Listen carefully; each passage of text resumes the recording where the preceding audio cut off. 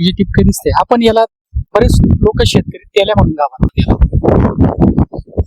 तर हा तेल्या नसून अँथ्रॅकनोज आहे. याच्यावरती काय करायचं, असे टिपके जर आपल्या शेतामध्ये जर असतील त्याच्यावरती पाण्याचे 2 थेंब टाकायचे.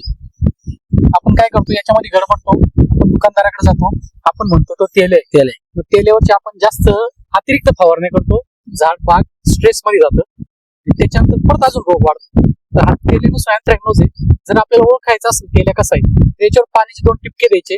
पाण्याचे 2 टिपके जर आपले भुरके जर झाले तर तो तेल्या, आणि आपला जर टिपका कोरा राहिला तर तेल्या नाही. त्याच्यामुळे समजून घ्या, याला या टिपक्यांना घाबरायची गरज नाही. अँथ्रॅकनोज टिपके आपल्या प्लॉटमध्ये येतच राहतात. त्याच्यामध्ये फक्त वरतून पाण्याचे 2 थेंब टाकले, भुरके झाले तर तो तेल्या, भुरके नाही झाले तर तो अँथ्रॅकनोज आहे. त्याच्यामुळे घाबरण्याची गरज नाही. त्याच्यामध्ये जास्त लोक खर्च करतात. बरोबर, घाबरून टेक्निकली कोणला माहित नसतं. बरोबर.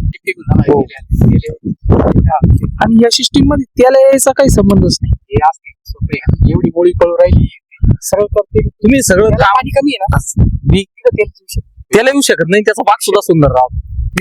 बाग सुद्धा सुंदर तुमच्या जमीन राहिलं का, हा. तुमच्या जमिनीत रोगराई जास्त आहे. तुमच्या मॉइश्चरच नाही, तुमच्या बुरशांना पुढं पळायला जागा नाही. नाही, आता जडजडीत उदाहरण नाही, इथं पूर्ण भेगा पाडलेले आहे तरी वर झाड हिरवं आहे.